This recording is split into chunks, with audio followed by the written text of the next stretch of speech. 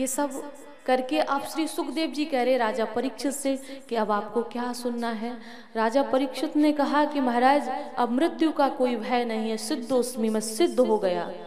और सुखदेव जी का पूजन किया, सुखदेव जी चले जाते हैं। राजा परीक्षित ने अपनी आत्मा को परमात्मा में लीन कर दिया, अपने शरीर का त्याग किया।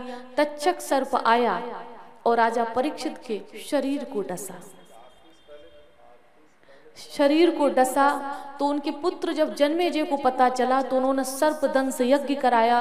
देश भर के सभी जो सर्प थे वो उसमें ध्वस्त हुए जा रहे थे, लेकिन तक्षक जो सर्प था वो नहीं आया। तब जन्मेजय ने ब्राह्मणों से कहा कि सभी सर्प ध्वस्त हो गए, जल के राख हो गए, लेकिन तक्षक क्यों नहीं आया? तो उन्होंने कहा कि तक्षक सर्प इंद्र देवता के सिंहासन से लिपटा हुआ है, उसने इंद्र की शरण ली हुई है। तो जन्मेजय ने कहा ऐसा मंत्र पढ़िए कि वो इंद्र के सहित भस्म हो जाए। और जब मंत्र पढ़ा, मंत्रों में बड़ी शक्ति होती है, तो जैसे ये हवन कुंड है तो इसके ऊपर वो विमान जिसपे वो गद्दी पे विराजमान थे राजा इंद्र, और सर्प उससे लिपटा हुआ था।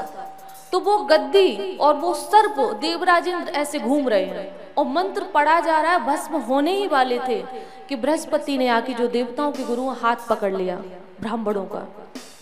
कहा कि राजन ये गलती मत करो। क्या? जीवन में जो कुछ होता है हमारे प्रारब्ध से होता है। सच्ची में भागवत में लिखा है, कोई सर्प के डसने से मरता है, कोई अग्नि में जलकर मरता है, कोई जहर खा के मरता है, कोई भूख से तड़प के मरता है, कोई बीमारी से मरता है। ये हमें कहने में लगता है कि ये इसलिए हो गया, ये उसका प्रारब्ध है। प्रारब्ध से पीड़ित होके मरता है। जहां जैसे जिसकी मृत्यु लिखी होगी वैसे ही होगी। इसलिए किसी को दोष मत दो, ये यज्ञ तुम बंद कराओ और सर्पों को माफ करो। तक्षक को मारना या किसी और को मारना ठीक नहीं है। यज्ञ बंद कराया। इसके बाद में सारी कथा आपको सुनाई है। यज्ञ बंद हुआ, बृहस्पति जी का सम्मान स्वागत करके उन्होंने वापस भेजा है। आइए हम सभी भागवत का अंतिम श्लोक सभी भाव से श्रवण करें।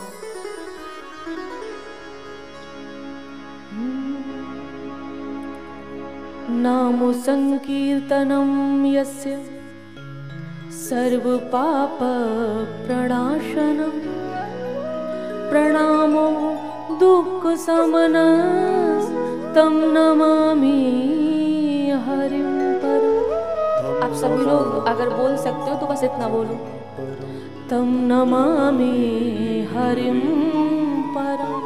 तम नमामि हरिं परम।